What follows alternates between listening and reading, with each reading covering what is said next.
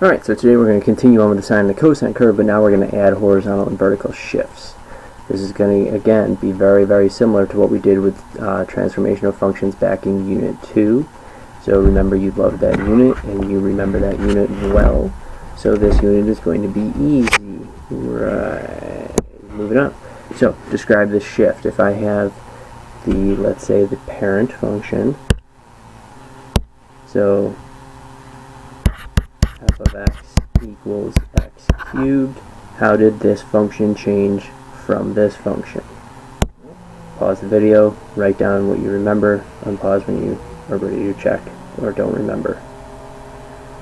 Okay, so hopefully you remember this has a horizontal shift because this is x plus 2 in the common function. It affects the x values, and we're going to do the opposite, so we're going to shift to the left 2, so it has a horizontal shift of left 2. Here I have minus 3. It is outside of the common function, therefore it affects the y values, and I do what the operation is. So since this is minus 3, I'm going to shift 3 units down, or vertical shift of down 3. Next, I want you to factor out b from this quantity. Pause the video and do that. Unpause when you're ready to check your work or when you realize you're confused with what I'm saying. Okay, so b times x minus c is the same thing as b times the quantity x minus c over b. Because if I was to redistribute this, this would become bx, and this would become bc over b, which would just be c. That might seem a little abstract to you right now, and you might be asking, why is he doing this? He's wasting time on a video. I could be doing much better things right now. There's some other actual cat videos that I want to watch. I'm doing this because this is going to help us understand some notation things later on that we're going to talk about in this video here and in the next one. Also, we want to understand, notice that b didn't change. So that is our b value. What are we talking about? We're talking about the generic function. Bam. So, y equals a sine bx minus c plus d, or y equals d plus a sine bx plus c. Notice it doesn't matter where the d is, because, for example, if I have 2 plus x is the same thing as x plus 2, right? Okay, so that's why d can go at the end, or d can go at the beginning. It's just addition of some number. Okay. Don't get confused by that. Alright, so we learned yesterday, amplitude, absolute value of a, period, 2 pi over b. Those haven't changed. That's the b, that's the a. That's the b, that's the a. That's the same b that I was just talking about back here. So the b can be in front of the parentheses as well. If there's no other number there, this is your b. It's important that you understand that. What were the intervals? Remember? Yes, you do. Period divided by 4. Now vertical shift. Vertical shift is d, because that's the number added or subtracted outside of the common function. Think back to here. This was our vertical shift. That's our d. What is the horizontal shift? Horizontal shift, a little more complicated, but not too much. Set bx minus c equal to 0 and solve for x. The horizontal shift, also we want to note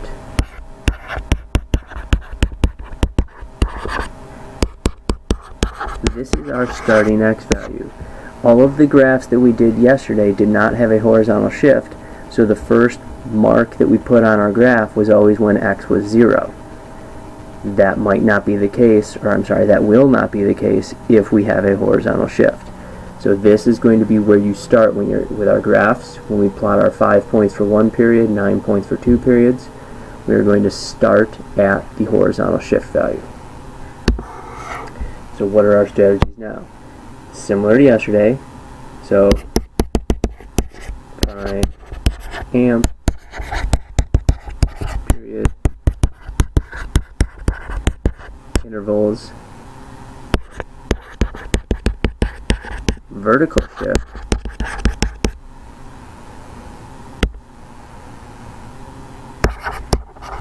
and horizontal shift. Now, draw axis,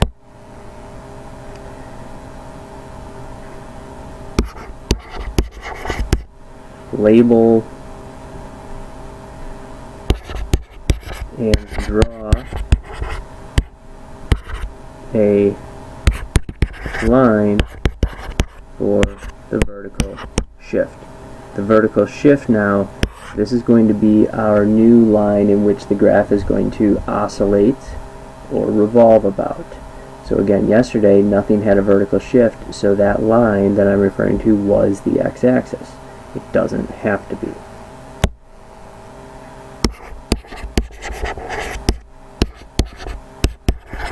Label values on the x-axis,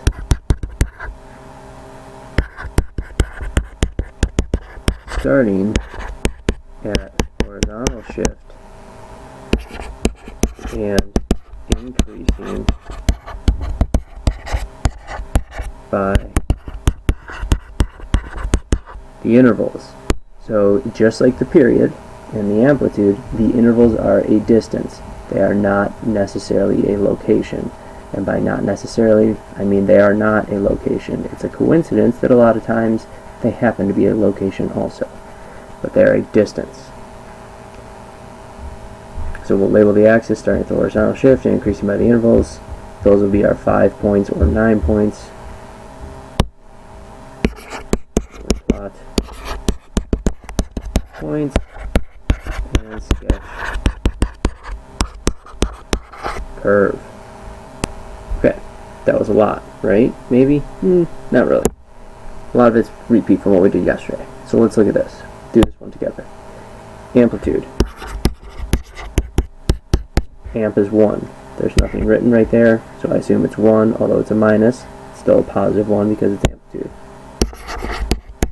Period. 2 pi over b. Here's my b. 2 pi over 2 is pi. Intervals. Period over 4. So that's pi over 4. Vertical shift is my d value.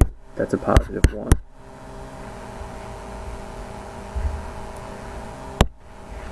Horizontal shift. I'm going to set dx minus c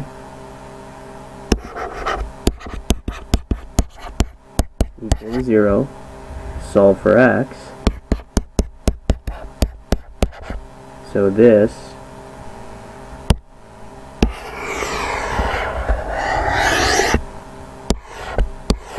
is my horizontal shift. Okay, so now let's move on to our graphing strategies. I'm going to draw an axis. But I'm also going to pay attention to the fact here that I have a vertical shift of 1 and an amplitude of 1. Why do I care about that? Well, now, again, I always want to make this as easy on myself as possible because I'm lazy. So if I have a vertical shift of 1, I'm going to put in this new line at 1. So that was the strategy that I talked about back here. Label and draw a line for the vertical shift. That's that. So I put that in. My amplitude was 1, so from here I'm going to go up 1 and down 1. So the entire graph is going to take place above the x-axis. Now I'm going to start at my horizontal shift. Negative pi halves. Negative pi halves, and my intervals are pi fourths. So here's a great example of what not to do because I didn't do a very good job with my spacing. So I apologize. I'm going to erase this real quick just so I can change a little bit. Let's continue this on, and let's put in our vertical axis about here. So now this will still be 1, This will still be 2. And this is obviously still 0. But now I'm going to put in negative pi halves here so that I can increase by pi fourths. So negative pi fourths, that's 0, pi fourths, pi halves. So that is 1 period. We want to continue on. So I add another pi fourths, which would be 3 pi fourths. 4 pi fourths is pi. 5 pi fourths. And 6 pi fourths is 3 pi halves. This is a sine curve, right? So where does sine start? Sine starts in the middle. Remember what that picture looks like? So I'm going to extend this line back here, and then now start to plot my points. Sine starts in the middle, so it starts on your new axis, which is your vertical shift. This was a negative sine curve, so I'm going to go down next. Then I go up, or back to the middle I mean, then up, and back down on the line. That's 1 period. Continue on. That's 2 periods. So the graph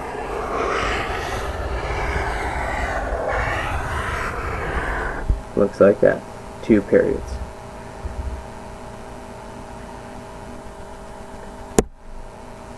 Here, I want you to try this. Find the amplitude, the period, the horizontal shift, the vertical shift, and the intervals. Pause the video, unpause when you're ready to check. Okay, so our amplitude is 2, period is 2 pi over pi, which is 2. Intervals are period over 4, so 2 over 4 is 1/2. Vertical shift is negative 3.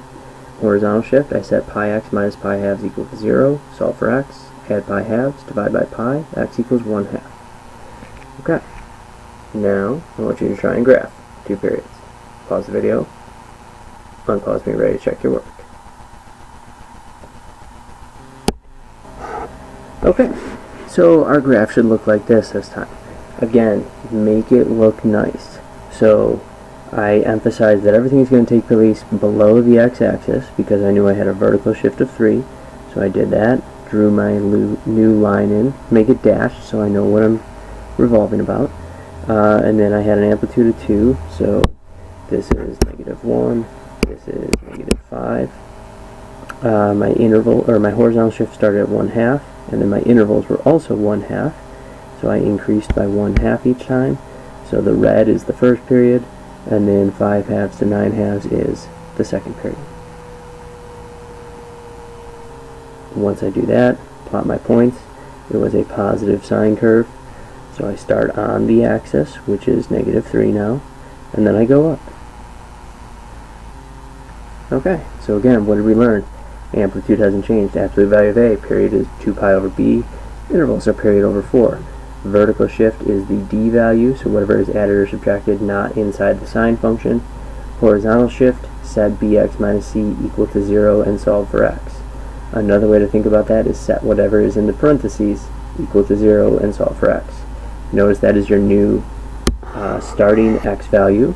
So our graphing strategies are find all that information, draw in a line for your vertical shift because that's what the graph will revolve about, plot the start at the horizontal shift and then increase by the intervals, plot the points for the period, 5 for 1, 9 for 2, draw your curve.